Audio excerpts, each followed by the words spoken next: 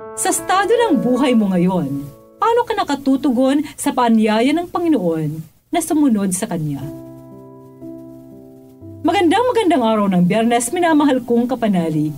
Pasalamatan natin ang Diyos sa bagong araw, bagong buhay at bagong pag-asang itinanim niya sa ating puso.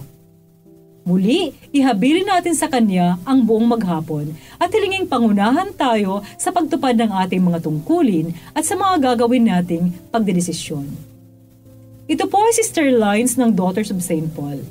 Panawagang makibahagi sa misyon ng Panginoon. Ano man ang estado natin sa buhay, ang hamon sa atin ng mabuting balita.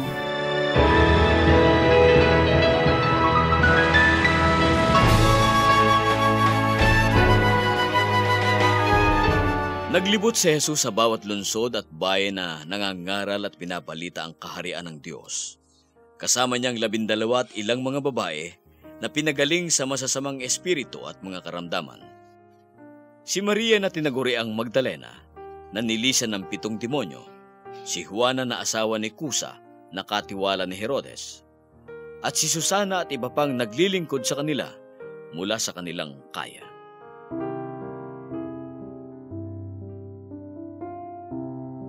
Mga kapanalig, napakinggan mo ba ang tinig ni Jesus? Halina at sumunod ka sa akin, wika niya. Tayong lahat ay tinawag ni Jesus na sumunod sa Kanya upang magpahayag ng mabuting balita ng kaligtasan. Magkakaiba man ang estado natin sa buhay, pare ka man o madre, may asawa o single, babae o lalaki.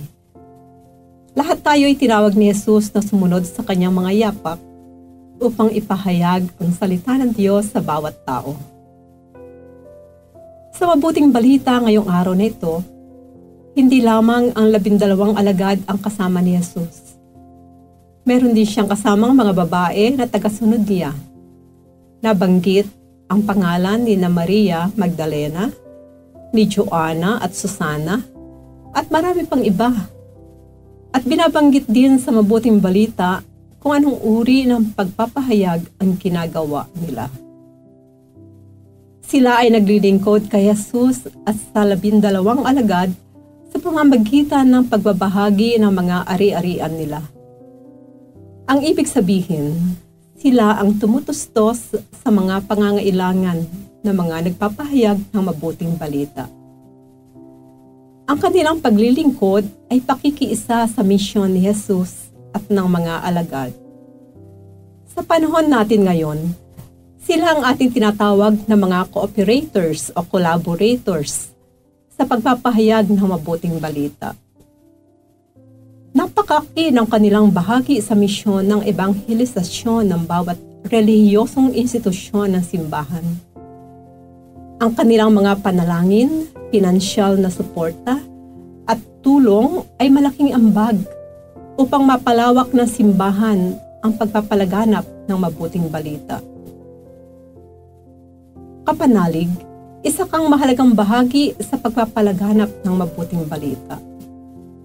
Huwag mong ipagkait ang tulong na maibibigay mo.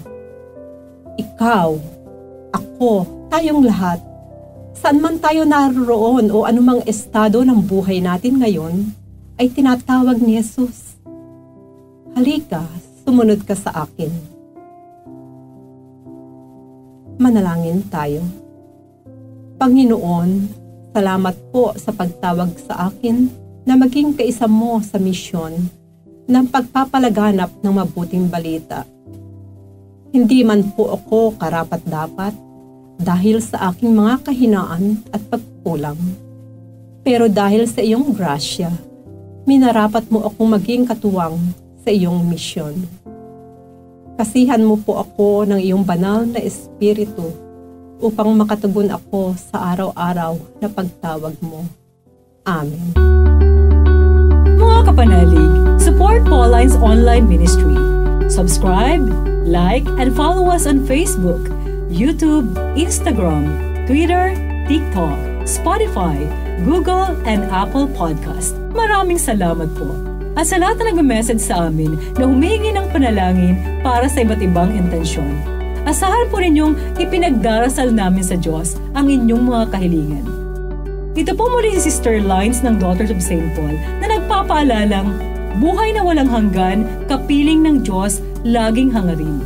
Upang paglalakbay natin sa mundo'y maging makabuluhan at mabunga tungo sa buhay na inaasam natin.